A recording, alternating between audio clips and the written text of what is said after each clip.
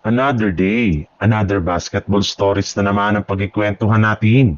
At ngayon nga, yung pag-uusapan natin ang balitang jackpot nga daw ang Los Angeles Lakers sa kanilang center.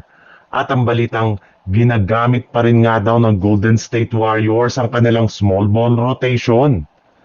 Kahit man nga nagkaroon na naman ang Los Angeles Lakers ng malamyang performance sa third quarter ng kanilang game laban sa Miami Heat ay nakasecure pa rin nga naman nila dito ang kahit papano na panalo na siyang nagpaangat sa kanilang record na 5 wins at 2 losses kung saan nakaupo na nga sila ngayon bilang ika-third seat sa standing ng Western Conference na merong hawak na 3-game winning streak. Pero hindi rin naman nga nila yan magagawa kung hindi dahil sa naging game plan ng kanilang head coach na si JJ Redick. Bagamat man kulang sila ng mga players sa kanilang lineup, ay nabalasa pa rin ito ng maayos ang kanilang mga natitirang manlalaro.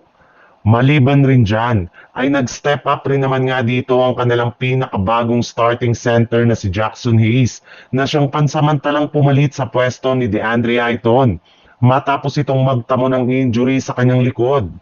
Nagtala rin naman nga si Hayes dito ng 15 points at 5 rebounds sa kanyang 7 out of 7 shooting sa field goal, kung saan meron pa nga siya ditong plus 17 na efficiency rating kaya siya talaga ang pinakanababagay na backup center ng Lakers at hindi na nila kailangan pa na kumuha ng bagong big man. Sa ibang balita naman, marami nga sa mga fans ng Golden State Warriors ang nagagalit sa kanilang head coach na si Steve Kerr matapos nitong ibangko si Stephen Curry na mahigit sa 11 minuto sa second half ng kanilang game laban sa Indiana Pacers na siyang naging rason ng kanilang pagkatalo at ang paglamya ng shooting nito.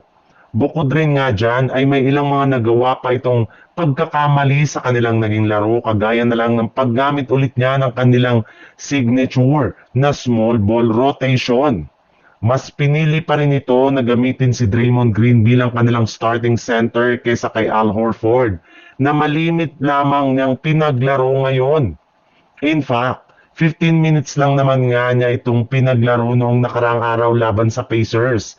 Kaya hindi na nga nakakagulat bakit may ilang mga fans na ang nagalit ngayon kay Coach Steve Kerr na pinipilit na nila ang kanilang front office na tanggalin na nila ito sa kanilang pwesto.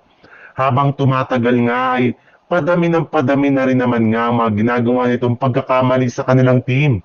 Gamit ang kanilang mga ginagawang eksperimento na siyang nagpapatalo at nagpapabagsak sa kanilang standings.